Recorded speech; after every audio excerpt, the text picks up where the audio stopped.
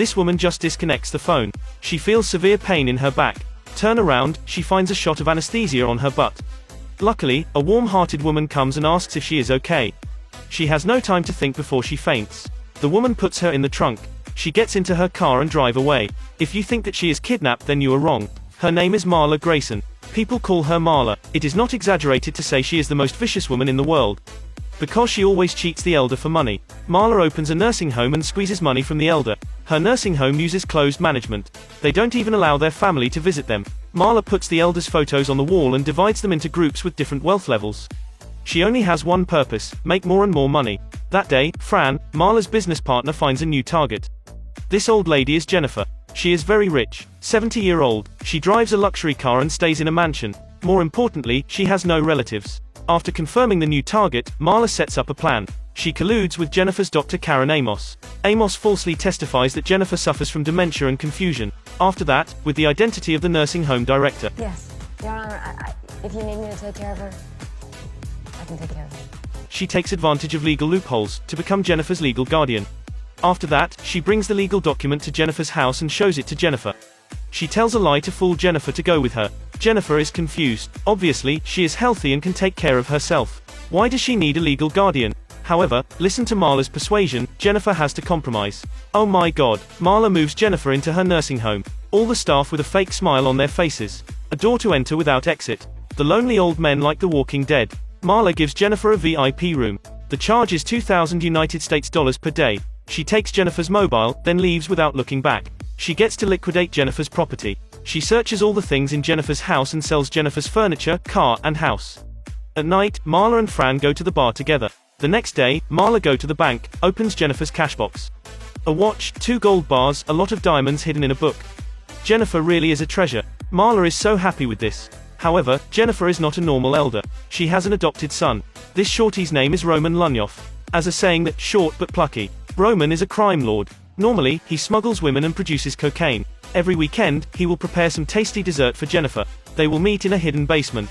Normally, Alexei takes charge of picking up Jennifer. However, this time, when he comes, he can't find Jennifer, but few workers are repairing the house. He knows he gets into big trouble. Fuck. When he returns, Roman is very unhappy. I love my mother. He threatens Alexei with a gun. Or you die or quickly find out my mother. That day, Marla is working as usual. A lawyer named Dean Erickson comes to see her. It is inconvenient for Roman to go out, so he consigns Dean to take care of this case. Of course, Marla doesn't want to give up. Dean has foreseen this situation, so he opens a suitcase. There is $150,000 inside. Marla doesn't expect Dean will offer this much. Obviously, Jennifer is much valuable than that. $5 million. They can't to an agreement. However, Marla still resists. She finds Jennifer and asks for more details. Jennifer laughs. You're in trouble now. But Marla is not easy to deal with. She orders her staff to add difficulty to Jennifer's life. At night, inject Jennifer with a stimulant. Daytime, inject her with a sedative. Only give her some porridge to eat, and not allowed to give her any other foods. Lawyer Dean also takes action. If can't negotiate with Marla, then they only can suit her. But what he can't foresee is that the judge here has colluded with Marla. Because Dean cannot prove Jennifer hires him, the judge dismisses the case. This makes Roman angry. He almost jumps up and breaks the lawyer patella. If the law can't help to get her mother back, then he uses violence instead. He sends Alexei and 2 other big men to the nursing home of Marla. If negotiation can't work, then violence will. They want to take Jennifer. However, the bodyguards of the nursing home are not easy to deal with. When Alexei is about to succeed, Marla and Fran show up. They force Jennifer to be back to the nursing home. The police have also arrived. This violent effort fails. Roman has no choice but to leave the nursing home, without his mother. Marla, I will kill you. No one is gonna help you. You have to find professionals to do professional things. The first one is Dr. Amos, who falsely testified that Jennifer suffers from dementia and confusion. See the news on TV, Fran starts to panic. She starts to pack up and prepares to leave. But Marla is not willing to do so. She finds Jennifer. She irritates Jennifer with her words. And I will drain you, your money, your comfort, and your self-respect. Jennifer is also a lady of temperament. She goes around behind Marla and strangles her neck tightly. This scene is filmed by the camera. Marla uses this as evidence and asks the judge to move Jennifer to a psychiatric ward. It is how the thing going. Jennifer is moved to a psychiatric ward. There is no VIP room here. There is only a cold bed. Even if Roman is more ferocious, he has no way to rescue her mom. In other situations, Marla is packing up and prepared to move. She just disconnects the phone. She feels severe pain in her back. Turn around, it is a shot of anesthesia. The killer goes out without any rush.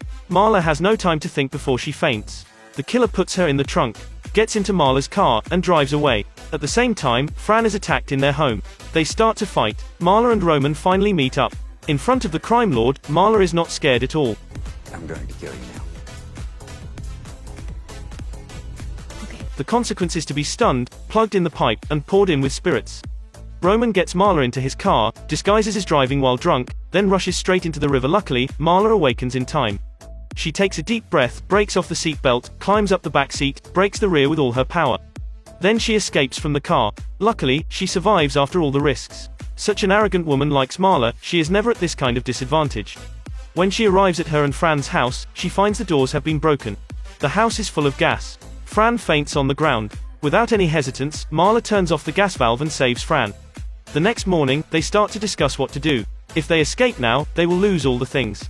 It is better to do something big, rather than just live in vain. Marla puts on a wig, sneaks into the building of Roman. After that, she finds his driver in the basement. When he doesn't pay attention, she knocks him out. After Roman gets into the car, Marla suddenly shows up. Hello again. She gives him a shot of ecstasy, then gets the stun gun from her bag, and knocks the bodyguard out as well. After that, she kidnaps Roman. When he still faints, she drugs him, takes off all of his clothes, then leaves him on a trail. The next morning, a passerby finds Roman naked on the trail. The passerby leisurely takes a picture and posts it online. After that, he calls the police. As the result, Roman is sent to the hospital naked. When he awakens, Marla sits calmly next to him. Because Roman has no identity, so she automatically becomes his legal guardian. I got you, John Doe. I can do whatever I want. Finally, Marla wins. They sit down and negotiate calmly. Marla offers a $10 million deal. As the saying goes, no discord, no concord. They are birds of a feather. Roman accepts the deal. Moreover, he wants to cooperate with Marla and offers her a partnership in a global business. He will invest money. Marla deals with all legal regulations. The more money they earn, the more they trust each other. Later, Roman is reunited with Jennifer. Marla makes her dream come true and becomes a powerful, extremely wealthy CEO. Scam targets increase from dozens of people to several thousand. She appears on the cover of the magazine, takes part in a TV interview. For a while, she becomes extremely famous among millions of people. However, what comes around goes around. That day, a man finds her. He says nothing, then shoots her with his gun. It turns out, the killer is Mr. Feldstrom. Her mother is one of Marla's targets. My mom died! Help! Help! You never let me see her. She died in there alone. The movie comes to an end here. If you have any thoughts of your own, you can comment below. We can discuss it together. Remember to like and subscribe. I am Harry. We will see each other in the next video.